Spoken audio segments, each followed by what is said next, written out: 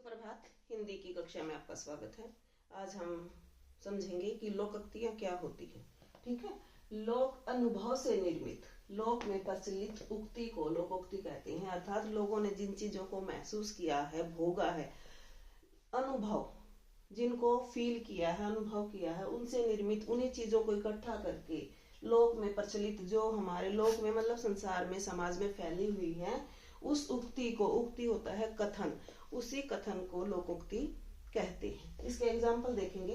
अध जल गगरी छलकत जाए, इसका अर्थ होता है कम योग्यता वाला व्यक्ति अधिक इतराता है। सुरेश इतना होनहार भी नहीं है, परंतु वह हमेशा डींग मारता रहता है। यह सब यही कहते हैं, अध जल गगरी छलकत जाए। इसका मतलब यही होता है कि हमारे अंदर ज्ञान तो ज्यादा है नहीं, लेकिन हम दिखावा ज्यादा करते हैं। अकेला चना भाड़ नहीं फोड़ सकता, अकेला आदमी कुछ नहीं कर पाता। समाज में परिवर्तन लाने के लिए सबका योगदान जरूरी है।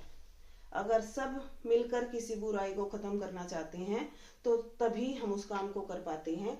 कहा भी गया है कि अकेला चना भाड़ नहीं फोड़ सकता। खरबूजे को देखकर खरबूजा रंग बदलता है, संगत का असर होता है। आपने देखा होगा, स्कूल में भी ऐसा ही होता है कि अगर एक बच्चा अच्छा है, उसके साथ दूसरा बच्चा बैठना शुरू करता है तो वो पढ़ाई शुरू कर देता है। अगर एक संगति गलत पकड़ लेता है तो वो भी कुसंगति में चला जाता है। आशा ने संगीता के साथ रहकर पढ़ना छोड़ दिया, सच ही है। खरबूजे को देखकर खरबूजा रंग बदलता है। आप है ना अपने अकॉर्डिंग इनको प्रयोग कर सकते हो। मेन है इनकी समझ बनाना कि इनका जो बोला क्या गया है और इसका अर्थ क्या है। जो गरजते हैं वो बरसते नहीं, डींग मारने वाले काम नहीं करते। राधा कहती थी कि मैं तो परीक्षा में सदा प्रथम रहती हूँ, परंतु अब की बार वह केवल पास हुई है। कहते हैं जो गरजते हैं वो बरसते नहीं। हमें ज्यादा दिखावा नहीं करना चाहिए कि मैं ये कर दूंगा वो कर दूंगा, बल्कि हमें उस चीज को पूरा करने के लिए मेहनत करनी चाहिए। काला अक्षर भैंस बराबर अनपढ़ होना।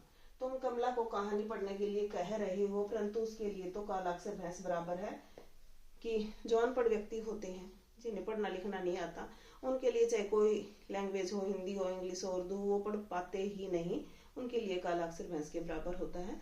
तो ये थी लोकोक्तियां। इनका जो मीनिंग होता है वो कुछ और निकलता है और कहा कुछ और जाता है।